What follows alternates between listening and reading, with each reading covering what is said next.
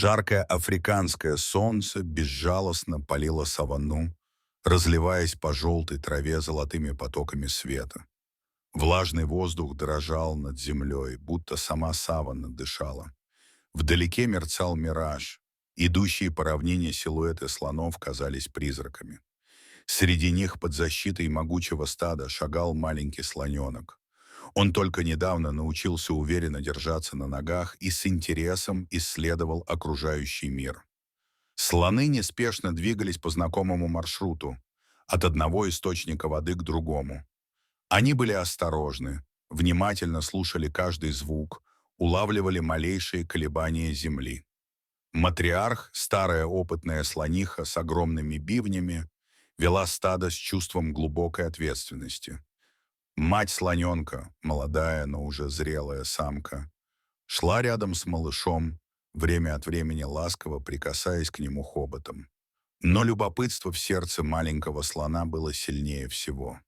Пока взрослые сосредоточились на выкапывании сочных корней, он заметил яркую бабочку, порхающую среди трав, и не удержался, бросился за ней.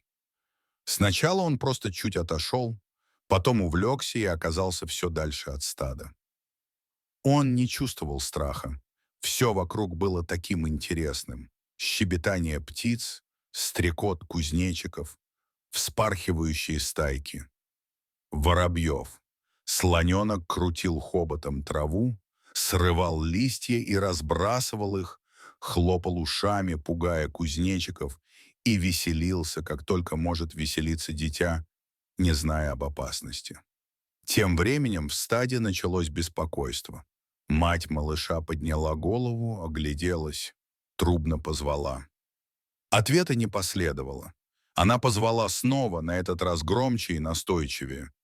Другие взрослые насторожились. Матриарх подошла ближе, прижала уши, вытянула хобот, улавливая запахи. В воздухе чувствовалась тревога. Тем временем слоненок, оказавшись в незнакомой части саванны, начал замечать изменения. Трава становилась выше, теней становилось меньше. Звуки вокруг стихли. Даже стрекотание насекомых как будто исчезло. Слоненок остановился, приподнял голову и замер. Его инстинкты, еще слабые, но настоящие, подсказывали. Нужно быть осторожным, и тут он заметил движение. Из травы, как тени, начали выплывать львы. Они шли медленно, грациозно, уверенно. Прайд был большой, 8 взрослых особей, идущих слаженно, словно единое существо. Их глаза сияли, они уже предвкушали легкую добычу. Малыш замер. Страх пробрался в сердце, но не парализовал его. В памяти всплыли сцены, когда взрослые слоны принимали боевую стойку, когда громогласно трубили, защищая друг друга. И он попытался сделать то же самое. Он поднял голову, расправил уши, начал хлопать ими, издавать тревожный, хриплый звук. Его маленький хобот дрожал, но он поднял его вверх и размахивал в стороны. Первая львица приблизилась, прижавшись к земле.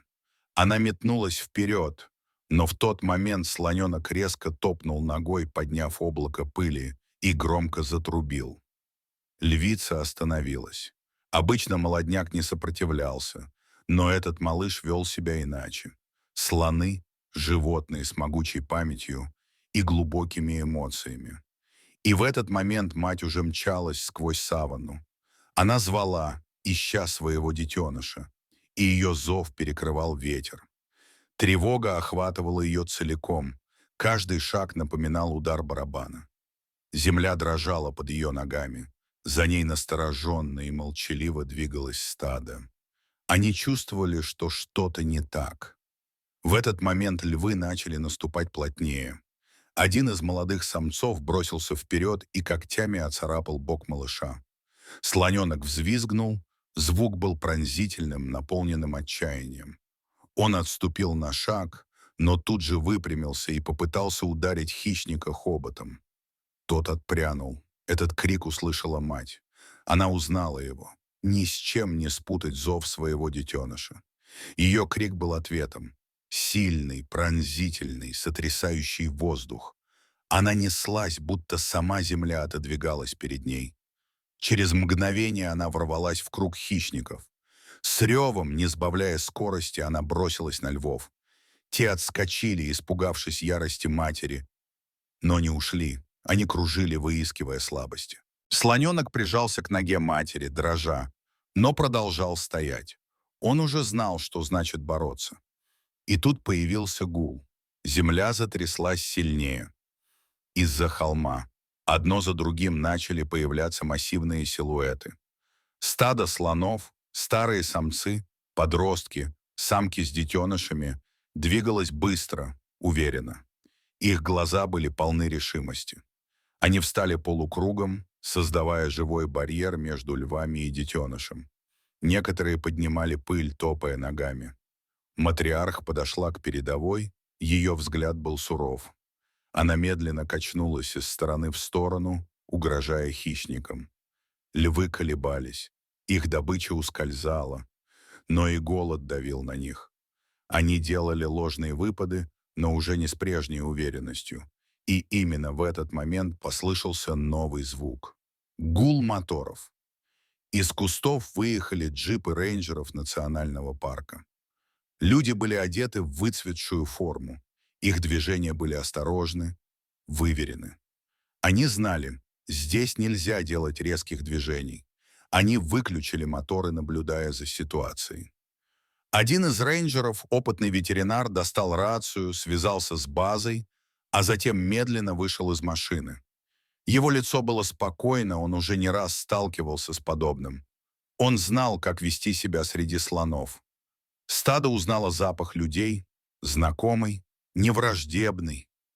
Матриарх не препятствовала, когда он подошел к раненому малышу.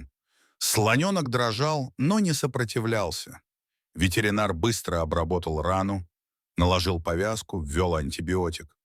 Все это время мать стояла рядом, касаясь малыша хоботом, словно давая понять: «Все хорошо, ты в безопасности». Когда рейнджеры уехали, слоны еще долго стояли на месте. Только когда солнце начало клониться к горизонту, стадо вновь двинулось в путь. Направляясь к водопою, они шли медленно, величественно. Слоненок, прихрамывая, но с гордо поднятой головой, шагал рядом с матерью. В этот день африканская природа показала, как даже самый маленький представитель великого рода может проявить невероятную стойкость. В нем пробудился дух предков, а рядом всегда была семья, мощная, сплоченная и готовая защищать до последнего вздоха. Дорогие зрители, что вы думаете об этой истории? Расскажите, пожалуйста, в комментариях. А если вам понравилось это видео, то ставьте лайк и подписывайтесь на наш канал. До свидания.